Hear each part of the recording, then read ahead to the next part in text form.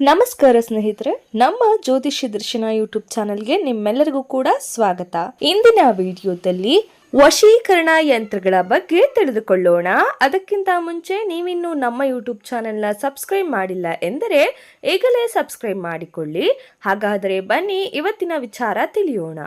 ವಶೀಕರಣ ಯಂತ್ರಗಳಲ್ಲಿ ಸಾಕಷ್ಟು ವಿಧಗಳಿವೆ, ಆದರೆ ಅವೆಲ್ಲದರ ಫಲ ಒಂದೇ.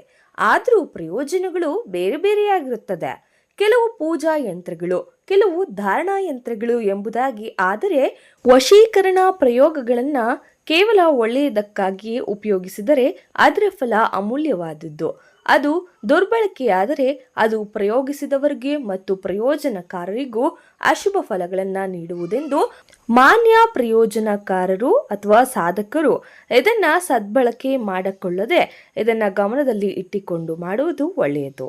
ಚಪಾತಿ ಅಥವಾ ಗೋಧಿ ರೊಟ್ಟಿಯ ಅರಿಶಿಣದಿಂದ ಮಾಡಿದ ಮಸಿಯಲ್ಲಿ, ಅಂದರೆ ನೀರಿನಲ್ಲಿ ಅರಿಶಿಣವನ್ನು ಕಲಿಸಿ ದಾಳಿಂಬರೆ ಗಿಡದ ಕಡ್ಡಿಯಿಂದ ಲೇಖನೆ ತಯಾರಿಸಿಕೊಂಡು ಚಿತ್ರದಲ್ಲಿರುವಂತೆ ಬರೆದು ಒಂದು ಕರಿ ಬಣ್ಣದ ಶ್ವಾನಕ್ಕೆ ತಿನ್ನಿಸಿದರೆ ಯಾರ ಹೆಸರನ್ನ ಹೇಳುತ್ತೇವೆಯೋ ಅವರು ವಶರಾಗುವರು.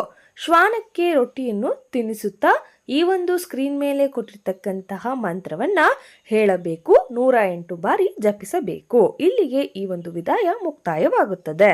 ಇದೇ ರೀತಿಯ ಯಂತ್ರ, ಮಂತ್ರ, ತಂತ್ರ, ವಶೀಕರಣ ಇನ್ನಿತರ ಆಧ್ಯಾತ್ಮಿಕ ಧಾರ್ಮಿಕ ವಿಚಾರಕ್ಕಾಗಿ ನಮ್ಮ ಯೂಟ್ಯೂಬ್ ಚಾನೆಲ್ನ ಸಬ್ಸ್ಕ್ರೈಬ್ ಮಾಡ್ಕೊಳ್ಳಿ. ಹಾಗೆಯೇ ನಿಮ್ಮ ಮನೆಯಲ್ಲಿ ಯಾವುದೇ ರೀತಿಯ ಸಮಸ್ಯೆ ಇದ್ದಲ್ಲೂ ಕೂಡ, ವಶೀಕರಣ ಆಗಿರಬಹುದು, ಅತ್ತೆ ಸೊಸೆ ಕಲಹ, ಗಂಡ ಹೆಂಡತಿ ಜಗಳ, ಇನ್ನಿತರ ಯಾವುದೇ ಸಮಸ್ಯೆ ಇದ್ದಲ್ಲೂ ಸ್ಕ್ರೀನ್ ಮೇಲೆ ಕೊಟ್ಟಿರ್ತಕ್ಕಂತಹ ವಾಟ್ಸಪ್ ನಂಬರ್